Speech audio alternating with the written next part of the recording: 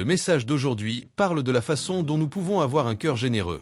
La générosité révèle ce qui remplit vraiment notre cœur.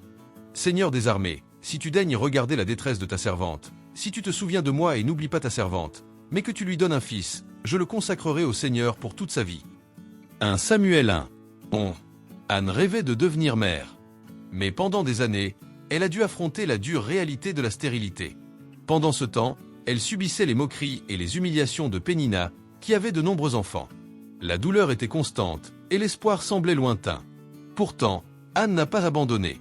Elle a décidé de porter sa prière devant Dieu.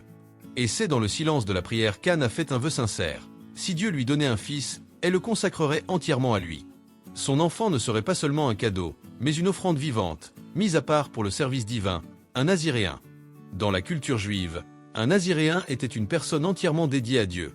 Il ne se coupait pas les cheveux, ne buvait pas de vin, et menait une vie de consécration, de prière et de service. Ce n'était pas seulement un choix, mais un mode de vie d'intimité avec le Seigneur. Et puis, le miracle est arrivé. Anne est tombée enceinte. Mais le plus impressionnant n'a pas été sa grossesse en soi, mais ce qu'elle a fait ensuite. Au lieu de s'attacher à l'enfant qu'elle avait tant attendu, Anne a tenu sa promesse. Elle a offert Samuel encore tout petit pour qu'il vive dans le temple, consacré à Dieu. Voilà la générosité dans sa forme la plus pure. Renoncer non pas à ce qui nous reste, mais à ce que nous avons de plus précieux. Cette histoire nous rappelle un autre exemple puissant. Abraham, qui n'a pas hésité à offrir Isaac, le fils de la promesse. Anne et Abraham ont tous deux fait preuve de générosité devant Dieu, et tous deux ont été abondamment récompensés. Anne, qui ne pouvait pas avoir d'enfant, a ensuite été bénie avec plusieurs autres. La vérité, c'est que tout ce que nous possédons nous a été confié par Dieu. Rien ne nous appartient vraiment. Quand on comprend cela, on est libre de donner avec un cœur léger. Alors, ne t'accroche pas à ce que tu estimes le plus. Ne garde pas tes dons, tes talents ou tes bénédictions comme s'ils étaient des trésors enfermés dans un coffre. Ils ne t'ont pas été donnés pour être cachés, mais pour bénir des vies. La forme la plus authentique de gratitude, c'est la générosité.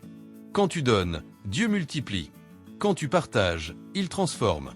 Sois généreux, pas seulement avec ce qui te reste, mais avec ce qui a vraiment de la valeur pour toi. C'est dans ce genre d'offrande que le ciel se met en mouvement et que ta vie s'épanouit. Et si tu aimes faire des lectures dévotionnelles, j'ai laissé une recommandation de livre dans la description de cette vidéo. C'est un best-seller qui a déjà touché la vie de millions de personnes. Si le message t'a plu, abonne-toi à la chaîne.